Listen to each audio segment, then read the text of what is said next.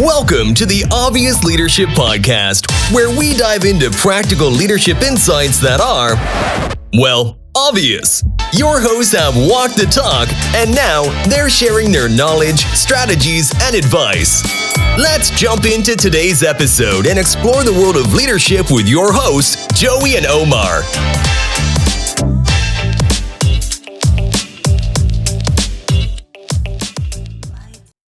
Completely off topic, but have you looked at the weather forecast for the rest of this week? We're going on to I think this is the 9th, 10th day of 100 plus weather. Yeah.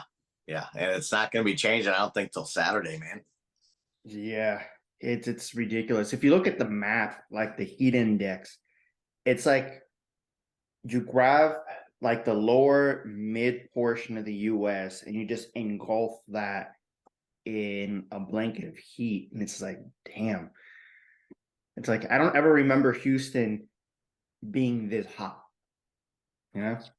Yeah, I mean, honestly, I drive quite a bit, and it has me worried, man, maybe the pavement's a little too hot for the tires and stuff like that. I don't know if that's a thing or not, but it has me concerned, you know what I mean?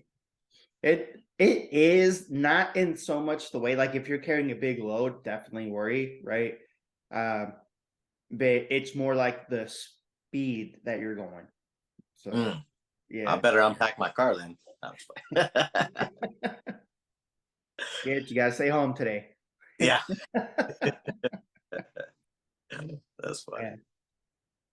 But no, all right. So we've had some pretty good conversations. The last one we had was a whole episode on just time management, and I left it off when, like I said, we can do like so many videos on just time management alone, just because of how it impacts your day, right?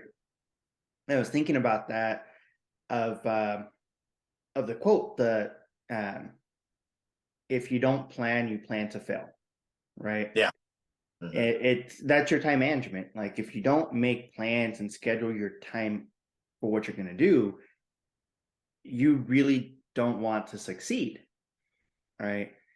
And it's those little tidbits as a leader you just want to keep in mind, and it can feel so overwhelming when you first get into leadership. And you have to take it just like everything else, right? Even if you were a leader before, joining a different organization or a different position, there are added responsibilities, added work that you're going to end up taking on that you're not prepared for. As much as you say, I'm fully prepared for this, I've done this before. They have different processes. They have different relationships, right? They have different tribal knowledge. So you might be able to bring in and affect things, but you also have to be able to acclimate to the culture and the company and the people, right? Yeah, well, I mean, that's part of what being a leader is, definitely acclimating yourself to the company, but also the team, and everything on how they do business, because you're really not going to affect anything by going there and bulldozing and trying to make everything, your way or the highway. That's Exactly. really not responses out of people, right? And that's also not how you get people to follow you. So, you definitely have to win them over. You have to make sure that you are respectful of how they do things, because, at this point in time, yeah, you may have been a leader for 20 years, but this person that's been at this job for 10 years has a lot more knowledge about their processes and how they do things and how things work and how, what things work and what things don't work, than you will in the first, maybe 6 months to a year. Yeah. And one of the biggest things that you can do as a leader is find out where some of their pain points are, right? It's like, okay, what stuff that has been working? What are some of the things that haven't? And why hasn't it? Try to get a little bit of information to kind of see, because it could be something that you can effectively change with your background, with your knowledge. But if you, to your point, if you come in trying to say it's my way or the highway, it's like, no, we've been doing this, it works. Like, we're not going to change things just because you're here. And that's probably going to be the hardest thing for any leader to accept, is that even if you're brought in as a change leader, that's actually probably one of the worst things that people can be told about you, because people hate change. They like to stay in their routine. They like to do what they've known what they do. And the one thing that's going to be constant in, it doesn't matter if you're leadership, it doesn't matter if you're sales. In life, the one thing that's constant is change is constant. Things will change. Things are not going to stay the same, right? Yeah. And you have to grow and adapt to that. And you can get your team to do it. But if you come in saying, we're going to change everything we do from today, one, you're just going to be fighting an uphill battle with when it shouldn't be. And two, you're trying to affect too much change without having the proper foundation, the proper habits to make it stick. So you might see a little bit of change, but then things are going to go back to the way they were. And it's just going to be like, all right, like it never happened. Well, yeah, I mean, like it boils down to what we've talked about before is, getting that buy-in. And, like we talked about the coaching, you know what I mean? Like you talked about the what else. So if it came from them, if the change was implemented from inside, not from inside the company, not necessarily yourself, right? Even though you are the one that is trying to influence a better change or however you want to see it, if it came from somebody inside the company and they're like, had this epiphany of something, and they're like, man, I have no clue where I got this idea. And you're sitting back being like, well, I mean, I kind of pointed them in the right direction. I mean, that's your responsibility as a leader, right? Is to help things change, but you also want them to stick, right? And the way that you get them to stick is by making sure that they have, adequate buy-in, and that they're, walking down the right path of trying to get things done a little bit better. Yeah. And so on that point, there's actually this really good book. It's called The Power of Habits by Charles Duhigg. And this is one of the things he talks about. Now, he's not like this leadership guy, right? He's a psychological researcher. And he was studying and continues to study the effects of habit, right? Like, why do people keep doing the same things that they do? If you lose your memory, will you still continue to do the same things that you do? And it's a whole lot of different things. And he does talk about being able to like make effective change stick. And one of the things he talks about is having keystone habits, right? And essentially, these are your pillars that you're going to revolve all the change around. And you want to make it so that it's hard to argue against these keystone things that you want to do. So like for me, one of the things I always did was I focused my change around my people's commission, right? I'm leading a bunch of salespeople that earn commission. If I'm talking about all this other stuff, I'm not talking about what's affecting them. And what's affecting them is how much money they can make. And it's not about the money they can make. It's about what they can do with that money in their own lives outside of work, right? Only a couple of people really cared about, oh, I'm going to make X amount of dollars. All the other ones were like, okay, I can buy extra parts for my Jeep. I can take more time off to go to these conventions. I could, it was a lot more than just, okay, all this money. But it was hard for them to argue against the changes that I would implement, because I would turn it right back to, all right, so, if we focus on this, and this is how it's going to impact you guys. And this is what it's going to do for you. Now, do you have like any questions, any reservations? And it was always anybody who always argued against it. Once you started saying the words out loud, it was like, no, I'm actually good, because I realize how stupid that sounds. Right, the stuff that they would try to argue, and it's like, or I would have the rest of the team come up and they'd be like, no, like, why are you saying that? Like, what he's saying makes sense. Yeah. Like, when you bring it up in a sense where especially if it's in the benefit, and I'm not saying like lie and say this is in the benefit of you when it's not, right? That is probably one of the worst things that you could do, is lie to your people in their face and tell them that this is a benefit. Like, you can be real if, like, say a company has to cut compensation, right? Because they're going to be in the negative, not because they lost a percentage of the profit and they're not making as much as they did the previous quarter, right? There's a difference between being in the black and just making a little bit less quarter over quarter and being in the red, right? And when you realize that, and when you tell your people that, and they realize that, okay, obviously that's a come to Jesus moment for them of should I stick or should I leave? But to lie to their face and be like, okay, yeah, you can definitely make the same amount of money as you did before. And they're looking at the numbers and it's like, realistically, this is not true. Like, and that's one of the biggest things. Because I've been in that position before where my company's done changes and I've had to come back to my people and be like, all right, guys, these are compensation changes that are happening. And I would always spend a little bit of time going over and seeing, all right, exactly what we needed to do. And I remember one time, because the company would change it about 3 times a year. And I had to be honest with the team. I was like, listen, guys, this is going to be rough. There's been a lot of changes on the back end. The organization that, because there's a vendor, right, that we would get paid from. I was like, the organization that's paying us is running into some money problems and they're cutting compensation across the board. So we're all getting affected by this. It's not just you guys.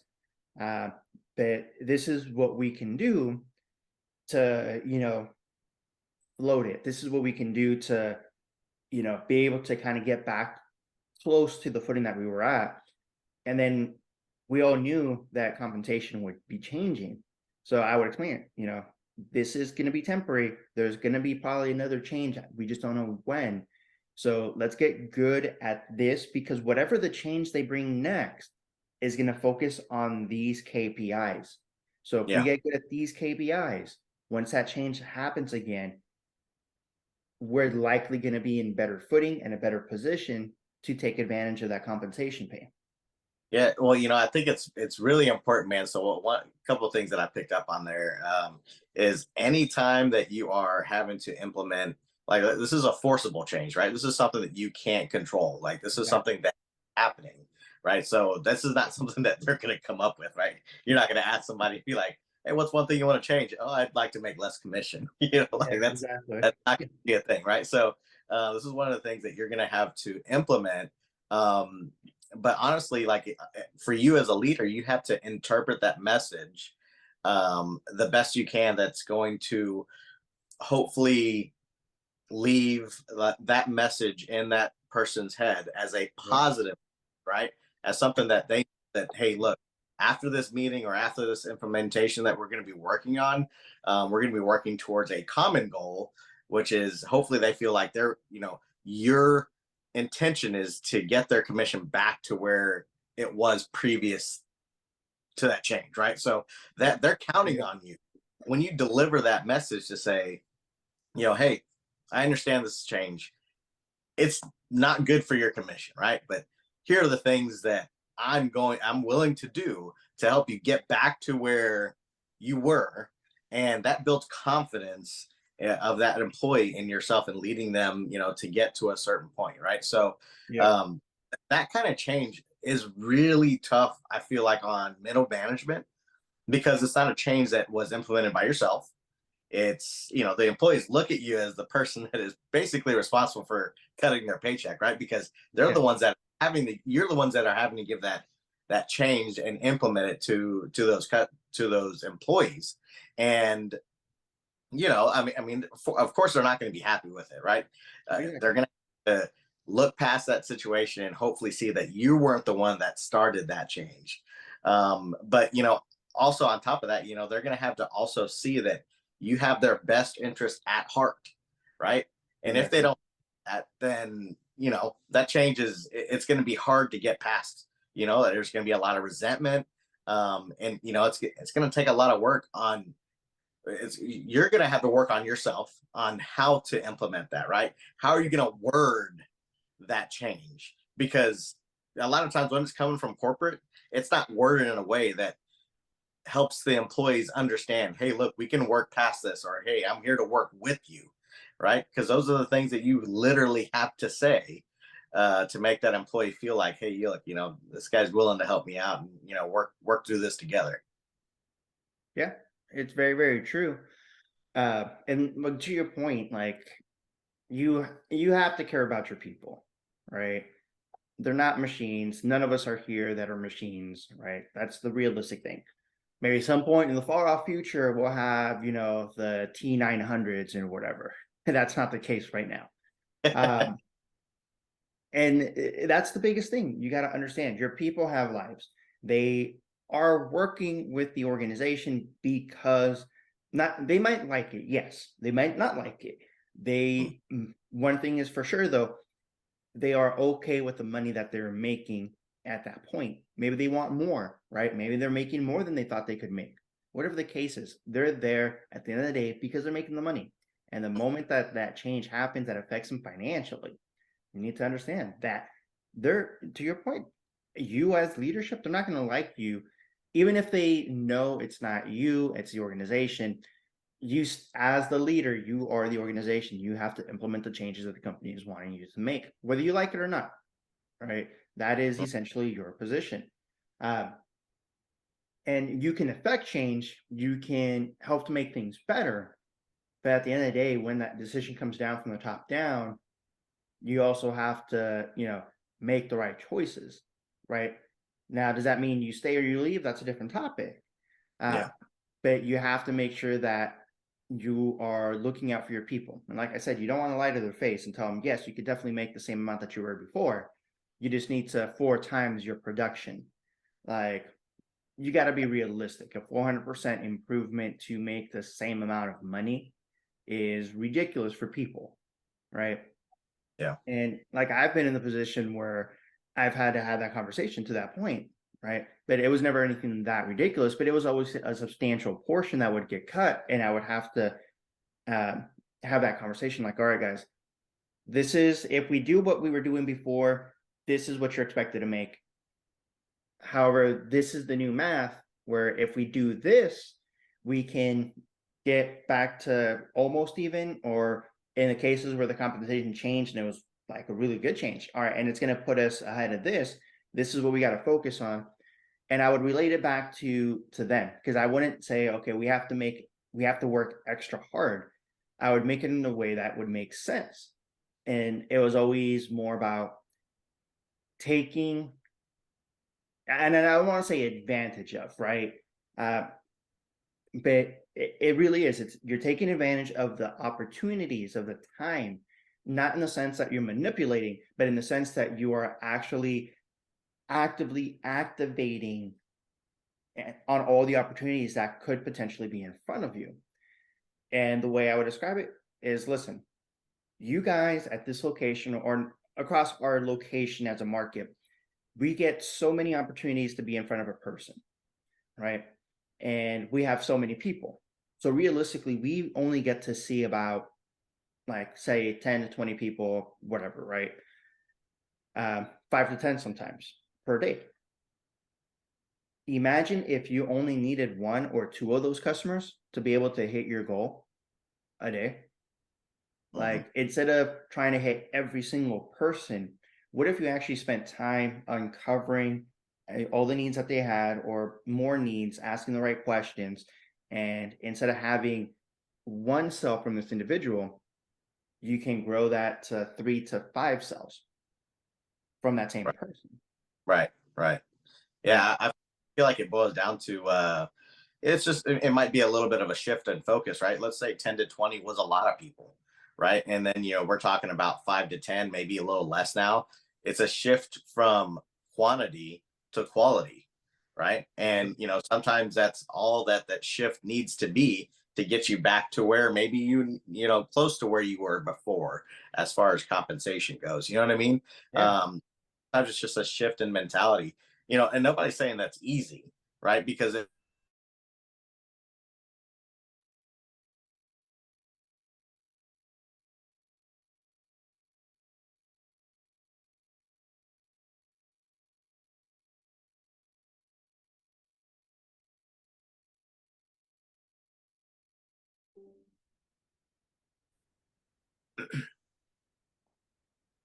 still there?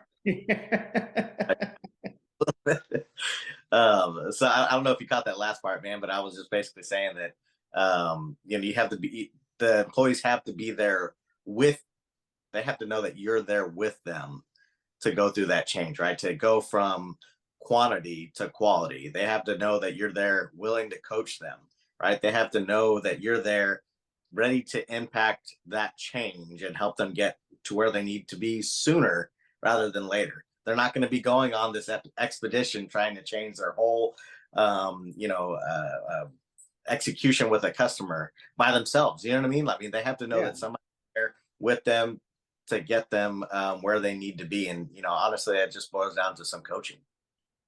it really does. And it's kind of funny that you talk about that because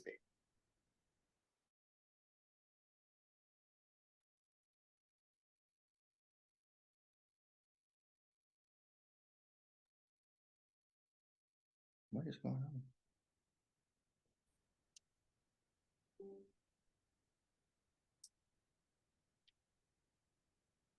All right, You there?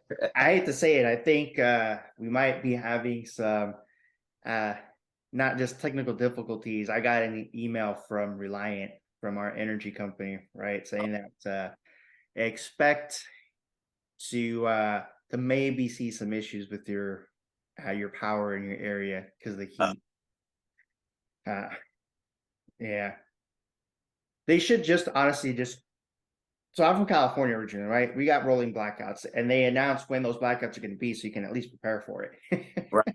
Yeah. I mean, I can't imagine anybody without power in this heat, man. But if it's, let's say it was for an hour or two out of the day, we might be able to live with it. Hopefully not hours back to back, but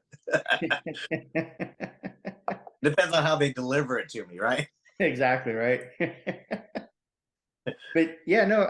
So to that point, I was gonna say, so there's a guy that on TikTok that I happen to run into his videos every so often, and he makes skits about, and he's more of a like a blue collar type of worker skits, right?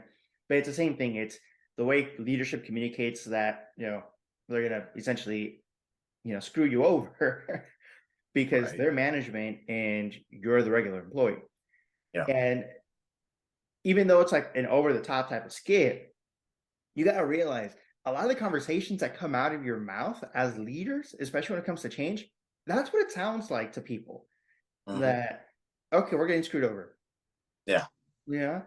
And you could just come out and say it like, yes, or you can actually come out and say, like, hey, these are the changes. We're not going to be happy about it. Acknowledge the elephant in the room. Don't be like, oh yeah, this is the best thing since. It's like, come on, guys. Like, we can see the damn writing on the wall. Like, it's not what it is. You Yeah. know? Well, I mean, honestly, sometimes you as a leader are also one of the ones getting screwed over. You know what I Yeah. mean? I mean, and you're sitting here giving a message to these guys, and they might be thinking that, oh, this guy's he's in the high chair, he's not really affected by this change, and they might not know it. But honestly, that's the impression that they need to have because that's how you should be carrying yourself. You know what I mean? Yeah. Like you should be having that confidence and that positivity so that they don't feel the negativity, right? Because if you were to come in there with your head held down, right, and you're not really, nobody says that you need to be going there cheering, right? But they might think something else is something else is up. But I think that you should definitely be confident and positive. And personally, like a lot of times that anytime I'm given any kind of message that's coming from corporate, I always try to stay neutral. You know what I mean? I mean, if you stay neutral and you don't show one way or the other, um, but yeah, that's just in the message part, right? As far as for the encouragement and things like that that they need of your support, I think that you definitely have the lean in that sense. But as far as neutrality, if you're not saying that it's not having any, because you don't want to have any outward negativity when it comes to vocalization about what the change is, because that's just going to set them in a different path. You know what I mean? We Yep. need to shorten that curve and get them back to where they were. And I'll tell you, it doesn't start with negativity in a delivery of a message. Yeah, no, and that's very true. Because the moment you allow negativity to seep into the group, that's when it's like, okay, well, screw putting effort in, right? Hmm. And negativity, just like positivity, it can spread and it can get to other people. So you just got to nip it in the butt. And that's why I keep saying, like, when you go in, you have to essentially almost like have a plan about how you're going to present this, right? You can't just be like, all Yeah. right, this is it. Got to put some thought and effort into it, because you can see it in the production, you can see it in the work, in the morale of the team. And I'm not going to say that morale is not going to be affected right off the bat, but to your point too, you got to shorten that curve, you got to shorten that time span, allow that grief to settle in for a little bit, acknowledge it, and then all right, guys, we got to move forward to be able to succeed. And this is how we're going to do it, right? You got to be that leader that shows them that there is a plan forward on what we can do. Right. And this is also where you got to look at your bench. You got to look at your team and be like, okay, you got to look at it for a number of reasons. I always look at it to see how many people I had that are promotable, but I also looked at it to try to get a feeler on where my team is at and potentially who am I going to lose, Hmm. right? Because hey, they don't got to stick around. They got no obligation to stay. Right. So if they're really not happy with the changes, who is most likely to be leaving, right? And I'm not saying push them out. I'm saying you need to understand. So if you need to start looking for people, you need to start do it. Um, Especially in this day and age where you're likely not going to get a 2 weeks notice or a notice at all, Yeah. right? If they even show up to work when they quit, is going to Right. be like, wow, right? Yeah. So you got to have that kind of in set so that you can start planning accordingly. And that's where, especially like say if you're an area manager, district manager, regional, you need to have those conversations with your leadership at the local level, right? Your store managers, Yeah. your assistant managers, about all right, what's the likelihood? How's the team feeling? Because you're only going to get so much feedback where they're going to get it more consistently from their team. Right. Right. Well, I think this reminds me a lot of a conversation what we had about new leaders, right, coming into a position, right, and how to kind of affect that change, kind of gain that following, right, try to get people on your side to,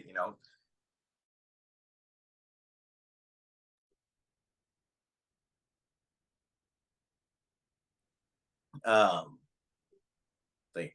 Let me hear. Okay, okay, cool. Uh, so essentially, I think you got to start that process all over again, and kind of compare it to being a new leader. You got to find the people um, that are that have a positive outlook, I guess, on that change, and you kind of take to them, understand their mentality, and kind of help that mentality spread throughout the people that work for you, right? Yeah. Because that's the way that you're going to have the most impact, right? And I think, honestly, I feel like there's a lot of times during your position that you kind of revert back to that process. You revert back to. I mean, it doesn't have to be a commission change. It could just be a process change. It could be a different way of doing things, right? Yep. And times just like we were talking about earlier, like it doesn't have to be a monumental change, but for somebody to see negativity and have it hinder production, it could just be a small change that affects the way that they do things, that they are not comfortable taking on a different way of doing things. Yeah. And that's where you got to kind of relay it back to like a keystone habit. You got to make it ridiculous for people to argue against it when it's in their best interest, right? Yeah. It's so the author I was talking about, the researcher in his book, one of the things he talks about is this guy who took over a aluminum company, right? And the aluminum company was at one point like a really big player, but it had been struggling, a publicly traded company. And when he took over the helm, he goes to the investor meeting, and everybody's like, right, if you think of normal process of, all right, there's a new CEO in town, new leader, what are the changes that they're going to make to increase the bottom line to make the investors happy? Right. This guy could care less about the investors in that respect. He came out and he was talking about safety in their warehouses, in their plants. And everybody's like, oh, this is crazy. He doesn't know what he's going to do. He's going to blah, blah, blah, right? So obviously what happens, stock tumbles. But what was crazy is he centered his changes around employee safety. Mm-hmm. And anybody who argued against it was just ridiculous. Like, okay, so you would have his executive leadership that he was overseeing. They would try to argue against it. And it was like, okay, so you're telling me you don't care about employee safety. Mm-hmm. And it's like, you don't care about people. Like, you want to go out there and you say you don't care about people. And that just trickles down to the point where it is a ridiculous thing to say that when they're implementing those changes, that you don't want to implement this change because you don't care about protecting more people. You're okay with the amount of people that are getting hurt as of now, or the amount of fatalities we have on the job as of now, right? That's it's bad headlines. Right? Let that get out to a reporter that, the executives of the company doesn't care if their employees die on the job. Right. They only care about the profits. Yeah. Let's see how that headline plays out and see how the stock does after that. But that's kind of an extreme case where we're making these changes, and if you don't make those changes, this is what you're telling us, is you don't care that people are dying on the job. And it's such a ridiculous thing to argue that you're like, okay, when I say those words out loud, it sounds stupid. So, all right, let's go ahead and try it.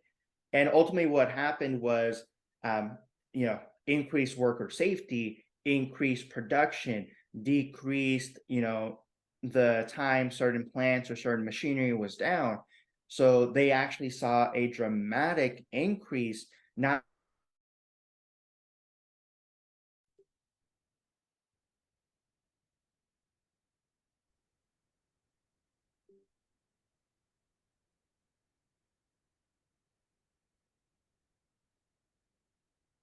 all right, now the camera's not wanting to come on. Mm. Oh, Reliant, we are gonna have some words. Let's see. Oh.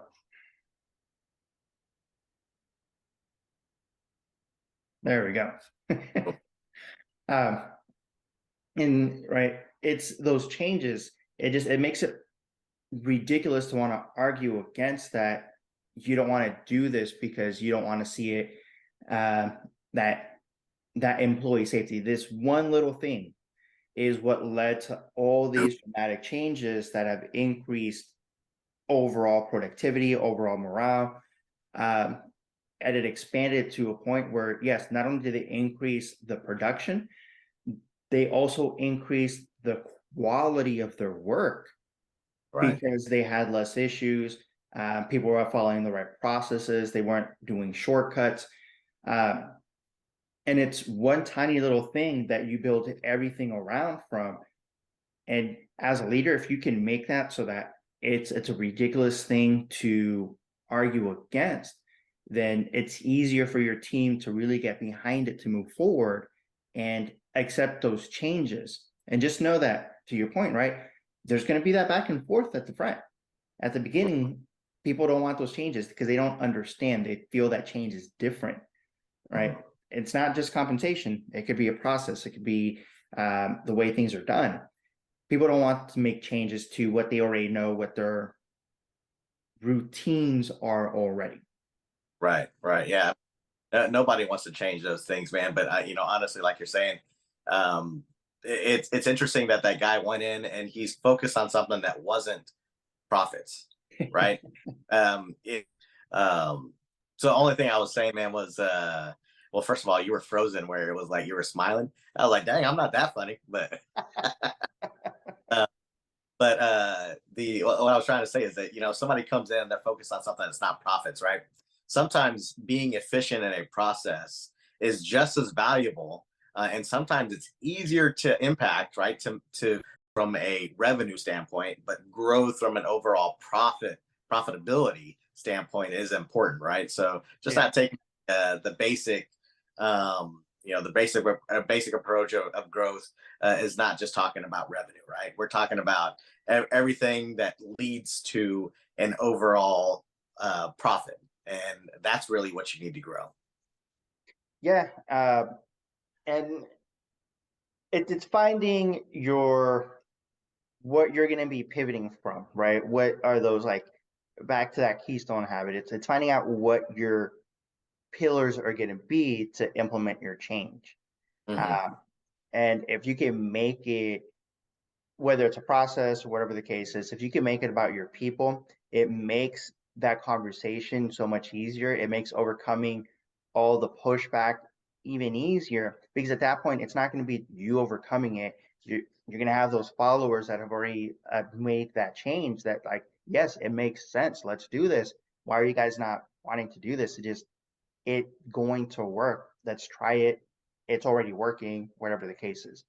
And when you can make it, I was gonna say, I mean, like, even though most definitely, you may think that it's something that somebody may not be able to oppose, but there's always those people that will find a way. You know what I mean? And so you do have to be ready for those kinds of mindsets and things like that. But that's the beauty of people, man, because we're not all coming from the same background. We all have a different view on how things work. So most definitely, I mean, hopefully employee safety is something that, to your example, that nobody can go against. But, there might be the people out there like, oh, how much is this going to cost? You know what I mean? Like,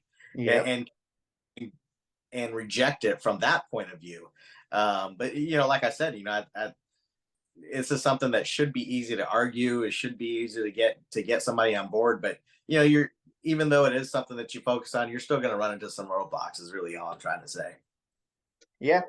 And you got to accept that, right? It's not going to go as smooth as you want as a leader. You're going to have roadblocks. You're not this, I got everything and I know everything, especially when you're going into a new team or a new organization.